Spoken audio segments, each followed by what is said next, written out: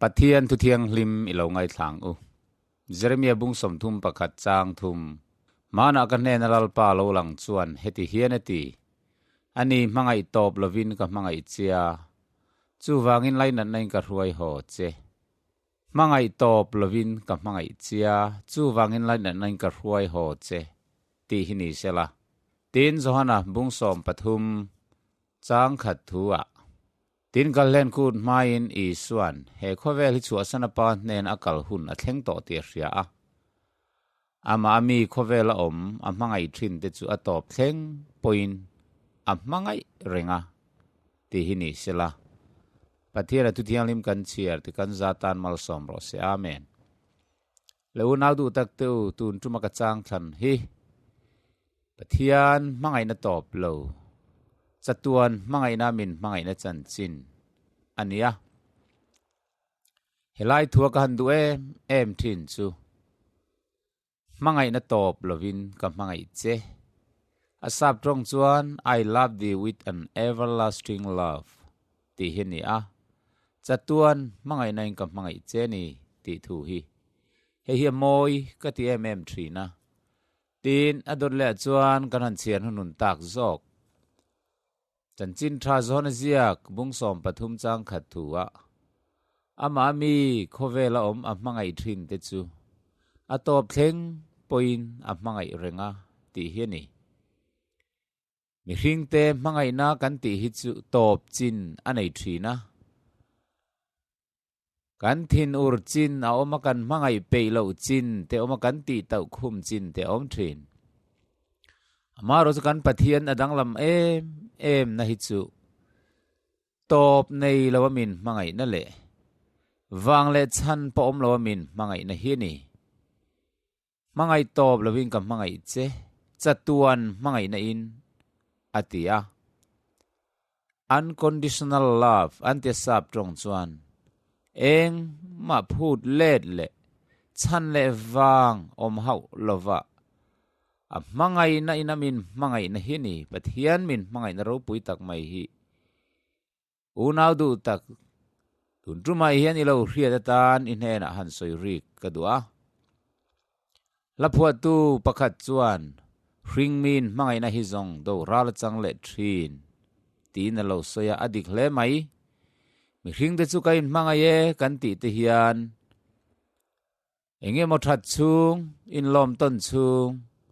Indu sakton chung te akok fo thin ma se kan pathian mangai nai ro hi chuan chu tiang chu ani velwa tlak lo tling lo kan ni thlengin atop thleng hian Chatuan adang chuang ngai lovin min mangai ani leinu le pa ten an fa te an mangai ai na sa zokin pathian mangai na chuan min mangaya amaro chu setana ro chuan pathian hian mi hring te mangai love mi hring te lainat lawani pathian chu nun ronga dan khir takin mi te a en kola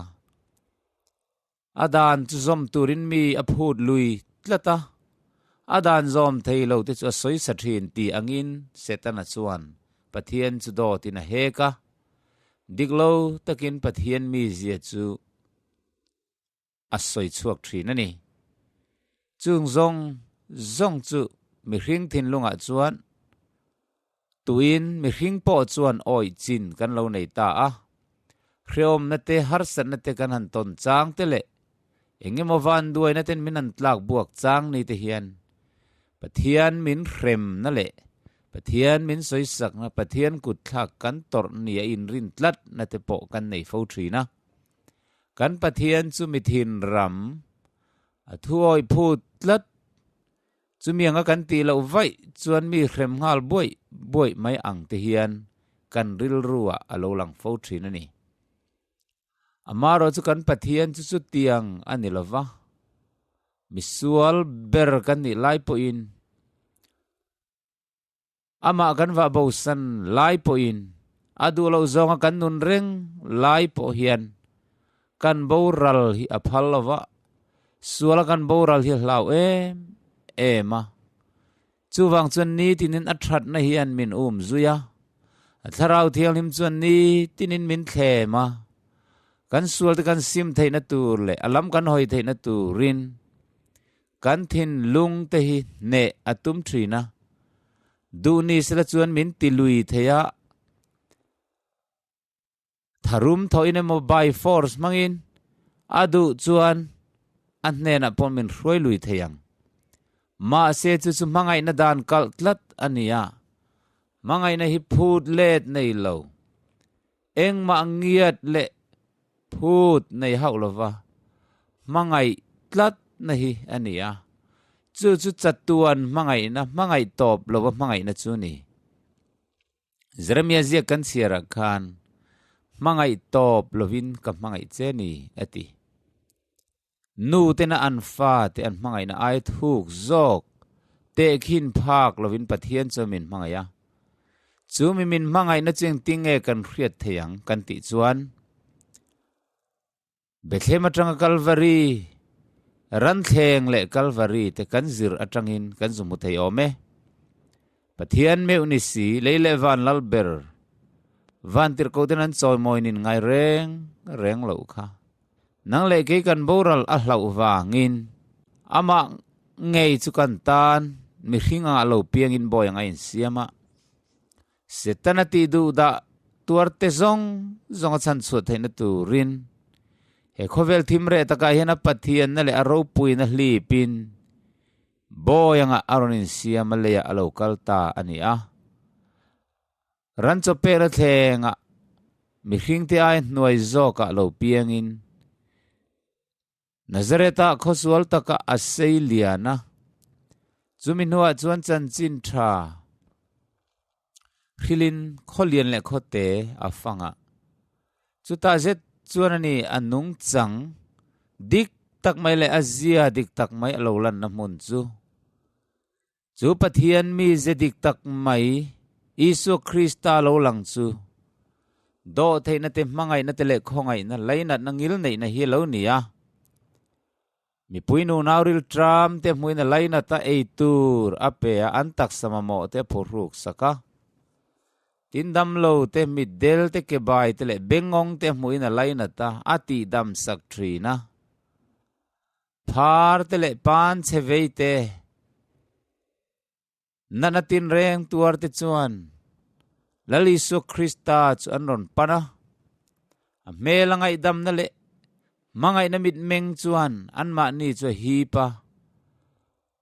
chuan Isu Krista nen an lungai na ten har san te an vathena ani chuan mangai takin an har san an thlen lai ti chu lo ngai thak saka an duang nge in lim na le lom na thamuan na le taksadam na te alo petrin ani ram huai na kumtam tak alo ti re thei to te ram huai man anti te le thaim at anti te phung zol anti te po chu ati dama tin kum rei tak pian tira tanga mit lo del to te po an mit ati var saka khomu theina siama tin zeng te ma ni pokal son thei reng lo pian tira tanga zeng te po chu aron ti dama akal na pia nga mi hing fa te mangai zele laina zia chu atar langa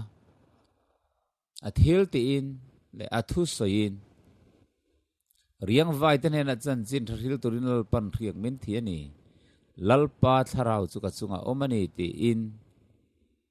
Isu Krista chuan asoi zela ti chuan akal na piang maya chuan dam lo ti dam ania mi thi te hial po kai tho ania ti chuan anung chang le ni tin rong bol na chuan amangai na ropui zia chu ngoi reng nan tar langa setanan pathian chu mangai na tla cham le ngil nei na reng nei lo anga lo ta lan te chu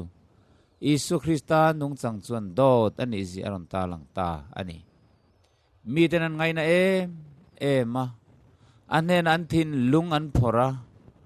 an har sanaten thlen thina chu alo ngai thak sak thina laina takin alo en kol thina ni chung tianga ti saput lai ni ya mi hring te tana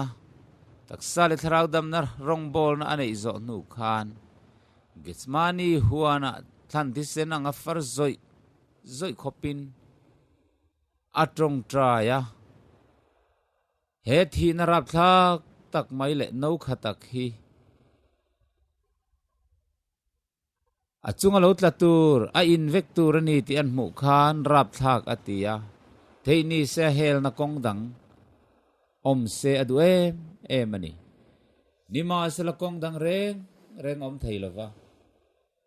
nang le ke hi chandam kani na tura tan chuan kong khat chia om chu visual te thi ai thi tur pathian fa pai so Krista ngei in hlan na chu ni chu da tang chau chuan palung a oi thei don ani chung zong ngai tu nu chuan nang le ke tan chandam na kong dang reng om lo ti hriatin ama le ma chuin ngai tlomin cross at hiturin aron lanta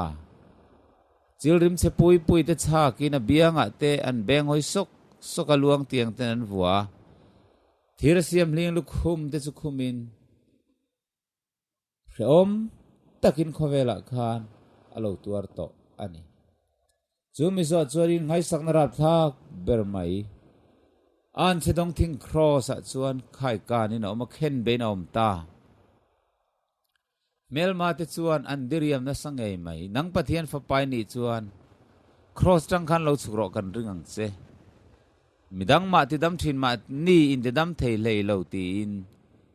an chilrim che tak chun chak khuma an nui so ani ma se chu ti chung po chuan chu tiangang taka soi satu te po chu kapa heng hoi ngai dam ro o an thil ti sual hian khilawani ti in Antan aladil sak thei ani pathian reng ai sak lova khovel sual kan tlan reng lai po khan amangai na chun min zui renga alam kan hoi hun nga kin ni tin min thireng thin o chu ti taka mangai na sa chu ka ai na thita nam tinin hla le thin lunga na thi nai fak chia mang lali suwa mangai na fak nari zong te chuan mangai na maktak hiang khoveli khat thoi ro se tin la phua tu chuan alo phua ani ngot mai lali su Krista min mangai na thuk zia hi mitin te hian rethiam ta ila tunge mola sual fo theyang le una du tak nang chuan thil su le han ti hlek te le in khom in pe lo lai te inun har san nai to lai te enge moa i chak lo lai te khan pathian chuan hmangai ta lo mai cheni ni re thin i chunga pathian ni thin ur tu nang the ni ngai tu thin ani mai theye ma se ani hau lo mai lali su Krista chuan avanal thu thleng po kal sanin khovel thimre taka hian nang le kein chatuan nu nagan nei thei nan Calvary cross anun na hial alo hlan to athi senin atlan to chea ata ini to manalei ini to ni chuwang na ngai hlu che angai poimo chea pathian thin lunga hian i om tlatani ti hriala chatuan mangai nei ka mangai che sin I love thee with an everlasting love ati hi ithin lunga hian thei ngai reng suang che Scotland nula kumrei tak awa bo to nu in sulatin reng ti ina om lai khan anuin chunga ngai em thin ma se asual em awang hian anun adu to lova ain ngaya anin lam chu hongam thin lo nima sala anu chuan alam mangai renga pangai rengin afanu tlan boilo ho thuai se ti hian ni ti na thlir thina chanchin bua te zuya kafanu khongayom ta lo hole ro kalangai dam du cheni ti in lekha athon tangot maya chu lekha thon chumun tina rel konga te bus station te an semchur churan thon dara chú lệ kha chú airport à chú nu la tlan bo chuan alo mu lai chuan anu ming sign nge yani ti ria afanu misuak sual hi kanu hian min langai dam duang mo afamak don ve ti in chu le kha han chiar chuan anu in lampang pan chuan rin nei na hota kanu hi ka chunga thin urang a kawak bo rei to sia min ngai dam du to lowang ti in angai tua ma sen tharung taka hon chuan in zan laia in chuwa thlenga anu chuan zan laia chuan khon war eng hnuaia alo la tong trai sak miel lai chuwa muta ti chuan in he nula thin lung hi an e maya trap chung na valu ta kanu en te fanu kha kalo hong min langai dam theim ti in ani chuan o mam te I o ni mo ka riat ta kalangai dam thei che kalam hangai reng che sin ti in alo kuang ko ta ani he nula hian anu mangai na thuk zia amu hian anu hi kalsan a phal to lo